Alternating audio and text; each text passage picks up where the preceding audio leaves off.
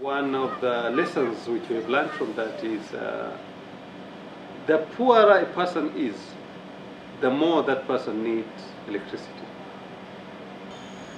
For a rich person, it could have been easier to purchase a generator. But for a local person, that was not possible. To a poor man, a refrigerator is a very important store for the stock of the family needs for weeks. Now, during the blackout, it means they couldn't do that anymore.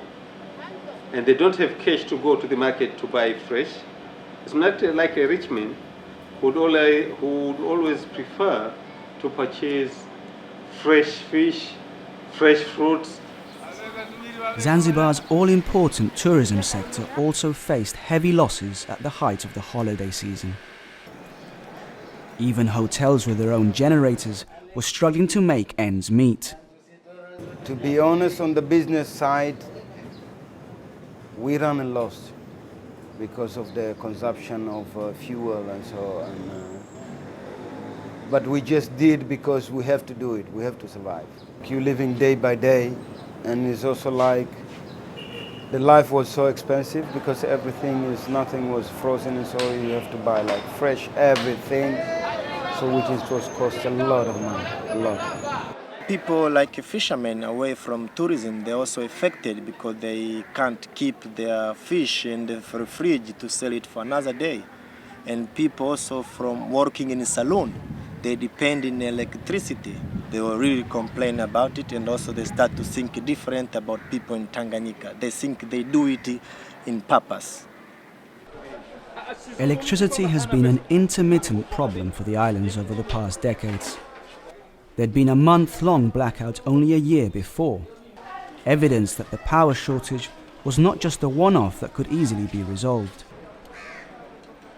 Norway is the main foreign provider of aid to Zanzibar and Tanzania, financing development projects like the pipeline connecting Unguja to the national grid. The assistance they've provided has been invaluable, but even so, there's only so much they can do. On Unguja, there was, we financed actually, Norway as well, financed a submarine cable in 1979, I believe it was, connecting Unguja to the national grid. That has been in operation ever since. But the life expectancy on such a cable is around 25 years. And in addition, I would say it has been a lack of maintenance on the Zanzibari SECO, Zanzibar Electricity Corporation's side, which has led to the failures. Apart from better systems for maintaining and operating the submarine cable, I'm not sure if they could have done so much differently.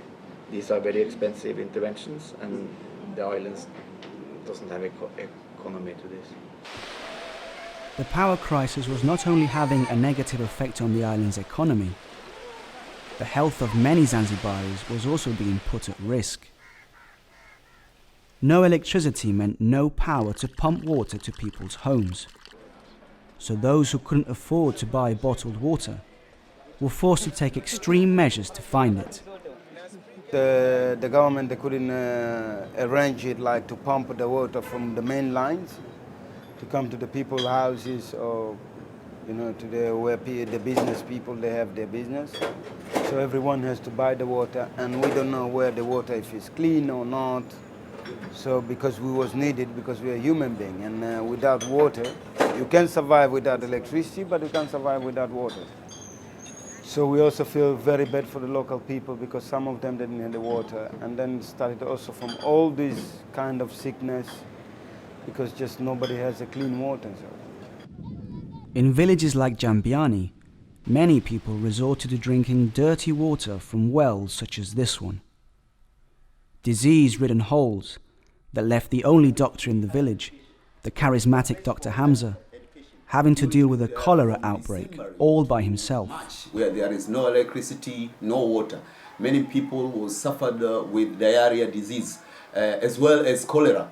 And about 102 patients was suffered with cholera from December to March. And 3 patients was died because they come to our clinic very late. It was a very difficult situation for me, and I worked very hard. I worked during day and night. And here, because the problem is many of the patients who was admitted here, they was needing IV drips, you know. And most of our staffs here, they failed to do so. So I was working day and night at that time. It was very, very difficult situation at that time.